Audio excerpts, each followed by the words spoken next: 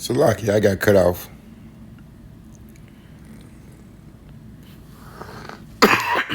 Let's go back to Exodus so we can finish reading that. Exodus 13 and 21.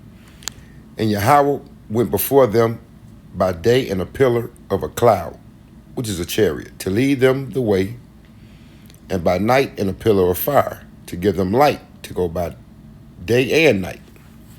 He took not away the pillar of the cloud by day, nor the pillar of fire by night from before the people.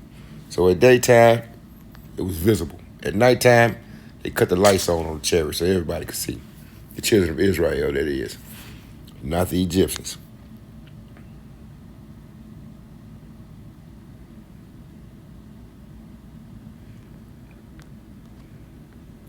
Why are they trying to bring about this false flag? It's because they know Yahweh coming back with the angels, man. It's going to be a great war in the heavens and on earth. This is going to be during the end of World War III. After that potato chip, that microchip is implemented. And they start shooting off all them ICBM missiles over here at Babylon the Great. We'll go to the book of Matthew 24 and 20. We start at 29.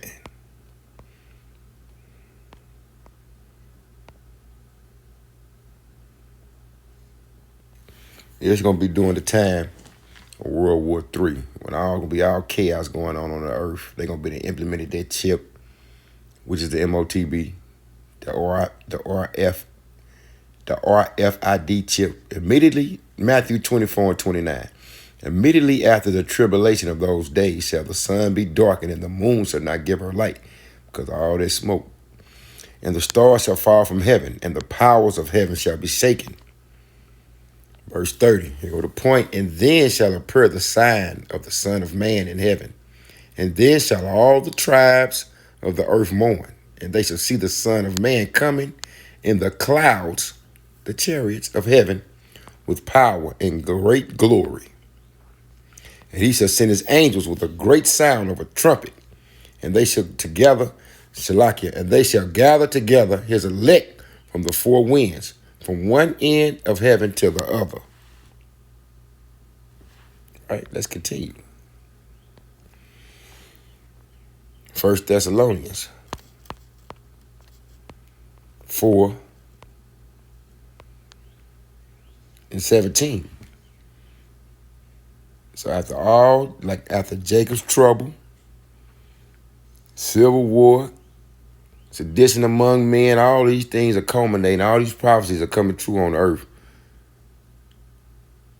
We in sedition of men right now. They having uprisings all over the earth.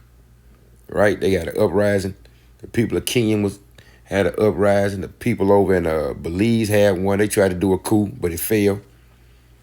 So this is in the end days, right? Then 1 Thessalonians 4 and 17. Then we, which are alive and remain, shall be caught up together with them in the clouds, the chariots, to meet the Lord in the air. And so shall we ever be with the Lord. Right? So the Lord's coming back to save the elect remnant. And hopefully we're part of the hopeful elect that will get caught up in the air to witness the great sacrifice that the Lord will have over in America, which is Babylon the Great. Right? So like he said, they got a conscript going. They trying to get as many soldiers as they can. And like you said, for a land battle in America, for what? Well, we got all this technology. Y'all can have all the technology you want. You ain't finna beat the Most High Power, Yahweh, by Hashem Yahushua. And you can't do nothing against the chariots. That's already been defined. You can't do nothing. They can't even operate their own equipment when a chariot is around. Let's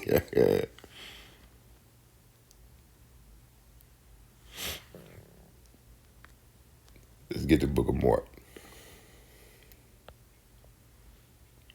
Just in case they ain't believe or understand what Matthew 24 and 30 was saying. Let's get the book of Mark 13 and 26.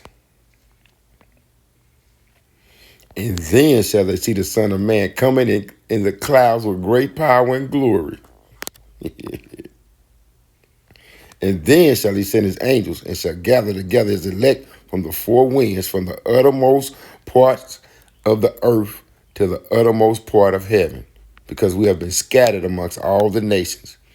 That's why in the New Testament we're referred to as Gentiles. I'm pretty sure many lessons have been done on that. All right? Now let's go.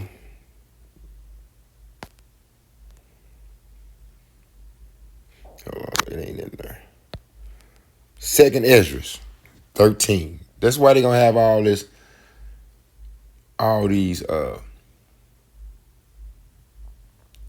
new soldiers for their military in America, but not only for America, they're gonna have to do the same thing for all the little armies around the earth.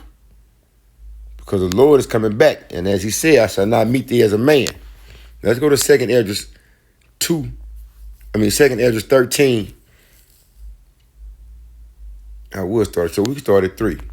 I'm going to read all the way down. And I beheld, and lo, that man, meaning Yahushua, waxed strong with the thousands of heaven, the angels of heaven.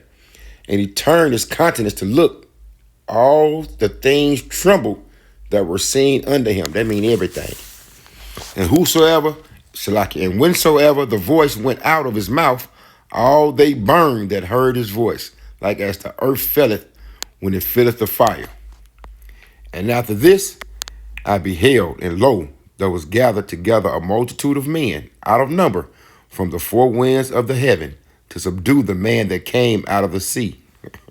So all the armies, the Russian army, American army, NATO, all the armies of NATO, the Canadians, everybody on earth, the Moabites, the Ammonites, the Japanese and the Chinese, the Indians, the Elamites, they all try to fight Yahushua and the angels in the heavens. But I beheld, and lo, he graved himself a great mountain and flew upon it, meaning the chariot, the spaceship that Yahushua is going to be in. It's going to be so big. It's so big that Ezra thought he carved off a part of a mountain. We'll skip down from 7 to 8. And after this I beheld, and lo, all they which gathered together to subdue him were so afraid, and yet durst fight. That's why they're going to need a whole lot. They're going to need millions of soldiers. Because ain't nobody going to want to fight the Lord. They don't have no chance. But Yahweh going to put the spirit on them to fight. They're going to get their ass whooped. And lo, as he saw the violence of the multitude that came, he neither lifted up his hand, nor held sword, nor any instrument of war, but only I saw that he sent out of his mouth, meaning out of the chariot, as it had been a blast of fire, and out of his lips a flaming breath, and out of his tongue he cast out sparks and tempests. And they were all mixed together. The blast of fire, the flaming breath, and the great tempest, and fell with violence upon the multitude which was prepared to fight, and burned them up every one, so that upon a sudden of an innumerable multitude nothing was to be perceived, but only dust and smell of smoke. When I saw this, I was afraid. Even Ezra was shook. How shall I come back on them chariots, them spaceships, them which has been called a UFO or a UAP by our enemies? Yeah, it's going to be something great. Let me see something right quick, if I can pull this up. Strangeness of their salvation. That's when everybody going to...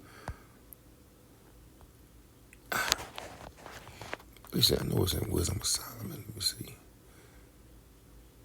My pocket just fine. Let me see.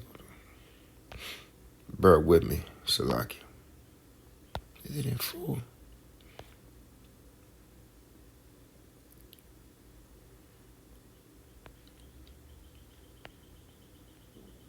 It must be in 5. Yep. Here we go. Wisdom of Solomon 5 and 2.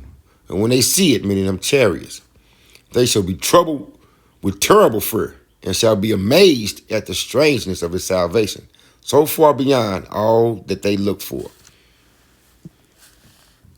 And they, repenting and groaning for anguish of spirit, shall say within themselves, this was he whom we had in derision, sometimes in derision, and a proverb of reproach, talking about the Israelites.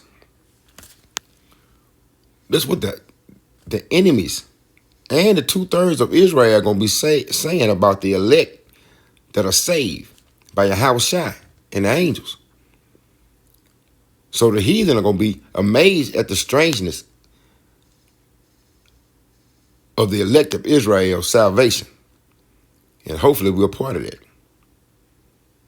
We fools, verse 4, we fools account his life madness and his end to be without honor. How is he numbered among the children of the Most High Power? And his lot is among the saints. And we all know the saints are the Israelites. So that's what the heathen are going to be saying within themselves, and the 2/3 who didn't believe in the doctrine of Yahushua HaMashiach. So be on the lookout. They got these crypto-terrestrial aliens that they say living underground that they done built to try to throw the people off, but we ain't finna fall for that. You can't deceive the hopeful elect. So hopefully you were edified. Stay on point, Israel. We one day closer to the kingdom. Shalom.